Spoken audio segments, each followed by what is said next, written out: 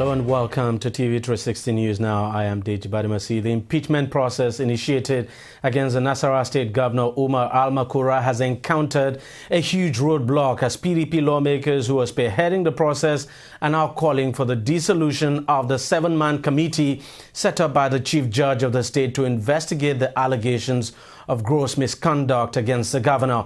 The lawmakers say they are in receipt of a petition by a group alleging that some members of the investigative panel are card-carrying members of political parties. They have ordered the Chief Judge of the state, Suleiman Diko, to dissolve the panel, accusing him of disobeying the Constitution in setting up the panel. But guess what? The Governors All Progressives Congress, APC, has come out to say that the lawmakers are joking and that the process must go ahead. Governor al-Makura himself has said he would appear before the panel. The APC, in a statement by its spokesperson Lai Mohammed, described the demand of the lawmakers as, quote, unreasonable, unconstitutional. He accused the lawmakers of having a very poor understanding of the Constitution and desperate to impeach the governor. On to another impeachment story now. It seems the days in office of the Deputy Governor of Enugu State are now numbered. The State House of Assembly has now directed the Chief Judge of the state, Justice Innocent Umezurike, to constitute a 7-man committee to investigate allegations of gross misconduct leveled against him. Sunday Onyebuchi, who has been deputy governor to Sullivan Chime for close to 8 years now, is accused of running an illegal poultry within his official residence and refusing to represent his principal, Governor Chime, at official functions. This assembly adopted a motion for the establishment of the committee after receiving Onyebuchi's reply to the allegations at its sitting Thursday. Onyebuchi has denied all the allegations leveled against him. Political analysts believe the impeachment process is being spearheaded by Governor Chime, who has fallen out with his deputy.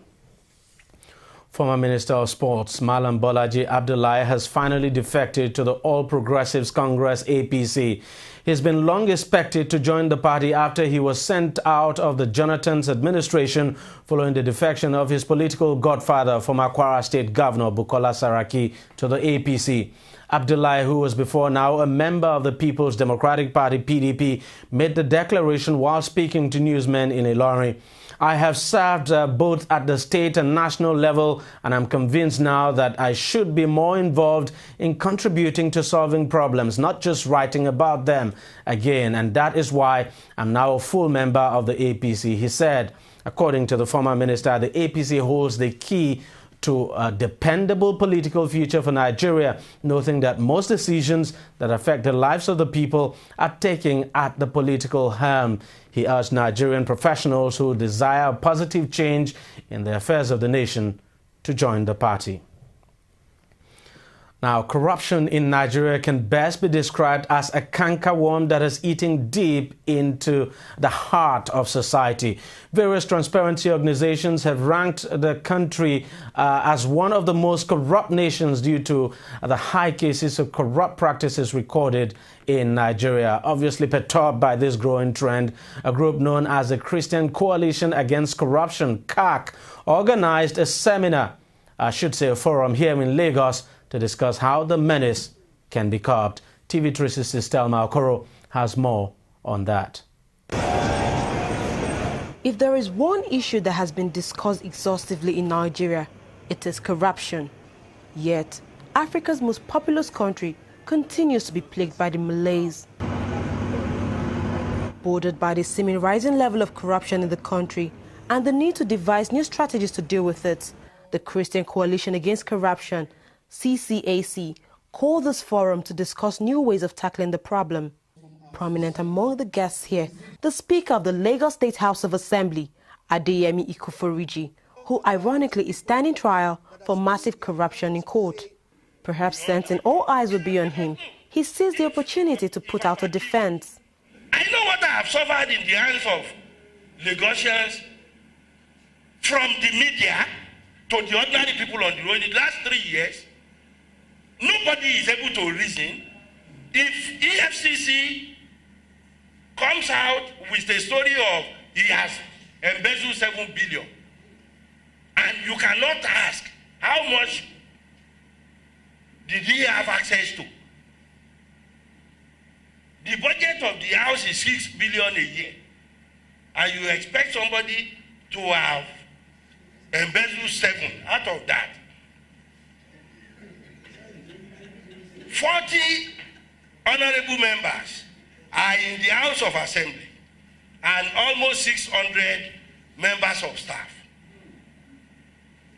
And you expect that the Speaker will steal every money that comes in the month of January. He takes everything away. The 39 other members and all the technocrats, they were looking at him. Say, I hope this man will not do it next month. The following month, as the money comes, he packs everything. He goes. He say, second month. Maybe Bishop Bekon is the one who has been praying for me, and I hypnotize all the others. Then third month, he carry everything go again. Honorable members of the House, I think you don't understand it. Done with that defense, he then added this. The honest truth is, it's not just those politicians that are corrupt. Each and every one.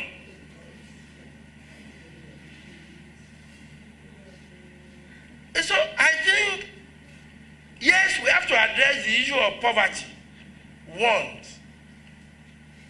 But to address it, it's not something that we just leave in the hands of the man who is the president or the governor alone. How many in our midst, those of us who are politicians, we know this. Most of those who are following us up and down, if you want to give him a job to do, or you want to help him to start a small business of his own, 95% of our people are not ready. Other speakers spoke elaborately on ways of drastically reducing corruption in Nigeria. What is Nigerian strategy against corruption? And that is the main crux of this presentation. The 4E strategy, because don't forget the team is uproot corruption in Nigeria. So this 4E strategy is what we have developed as Nigerian professionals as a strategy to tackle corruption effectively in Nigeria. Education requires public campaigns and enlightenment programs to sensitize Nigerians to the evil of corruption and convince all that nobody benefits from corruption, even the corrupt. Example requires good exemplary conduct by political leaders as role models for the public. All identified deviations must be corrected by those responsible. Those responsible include police, EFCC, political leaders. To obviously encourage the fight against corruption, the group singled out some individuals who, in its opinion, have stood out in the fight for its Corruption Fighters Award. Among the recipients, former EFCC chairman Malam Nuhu Ribadu, lawyers Femi Falana and Festus Keyamo, as well as Pastor Tunde Bakare, who were all represented at the event. Keep up the good work and fight against corruption. May God Almighty continue to bless, protect, and strengthen you. Presented this day, Thursday, 31st July 2014. Corruption is still a big issue in Nigeria. Transparency International's 2012 Corruption Perception Index ranks Nigeria 139th out of 176 countries it surveyed. Analysts say it remains the biggest hindrance to Nigeria's development. Thelma Okoro, TV360, Lagos. The federal government has announced that it has received about 100 billion naira for developmental projects from the European Development Fund. Minister of State for Finance, Ambassador Bashir Yuguda, made the disclosure in Abuja Wednesday when he handed over to the newly appointed Minister of National Planning, Dr. Abubakar Suleiman. He had been overseeing the Ministry of National Planning before now. Yuguda said the agreement, which was brokered in Kenya, would address some of the problems Nigeria faces in its drive to achieve its developmental objectives. The minister expressed optimism that the incoming minister would leverage on some of the work that he had begun towards contributing significantly to the transformation of the economy. The federal government has officially handed over the electricity trading point meters to market participants in the nation's power sector. Minister of Power, Professor Chinedu Nebo, who presided over the ceremony in Abuja, said it was necessary for power generation and distribution companies, as well as the transmission services providers, to have trading point meters at their various trading interface. Nebo said although the electricity market operator had been handling and managing these meters before they were handed over, the meters actually belonged to the participants. According to him, with a handover, participants will assume responsibility for their trading point meters, while the market operator offers the metering regulatory oversight functions. He said challenges in revenue collection will soon be a thing of the past, as the new investors have been enjoined to massively invest in metering both at the up and lower stream of the electricity flow. Now, in a more stringent bid to cap the spread of the Ebola epidemic across Liberia, the Liberian government has announced plans to shut down schools and many markets across the country. President Ellen Johnson Sirleaf said that some communities would also be placed under quarantine and non-essential government workers will be sent home for 30 days. She added that the army would be deployed to enforce these measures, stating that Friday, August 1, would be a non-working day in Liberia to allow for the disinfection of all public facilities. The latest efforts to curb the spread of the virus comes as senior Western officials, I should say, including those from the US and UK, held meetings to assess the risk of Ebola reaching their shores, although experts say any outbreak there is likely to be far easier to contain. So far, the number of people killed by the virus in West Africa has now reached 672 since it originated in Guinea. In Sierra Leone, another country ravaged by the Ebola virus, the president of the country has declared a public health emergency to curb the worst ever outbreak of the deadly Ebola virus. Ernest Bai Koroma said the epicenters of the outbreak in the east would be quarantined and asked security forces to enforce the measures. The measures, of course, resemble the tough anti-Ebola package announced by neighboring Liberia on Wednesday. The president also announced that he was cancelling a visit to Washington for the U.S.-African summit next week because of the crisis and would instead hold an emergency meeting with regional leaders in Guinea on Friday. Since the recent Ebola outbreak, which began in February, the UN says more than 670 people in West Africa have died, 224 of them in Sierra Leone alone.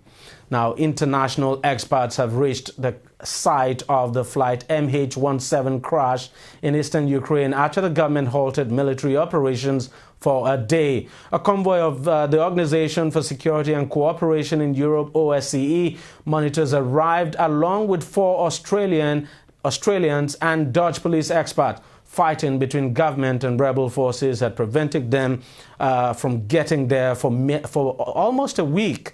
Russian aviation experts are also in Ukraine hoping to visit the site.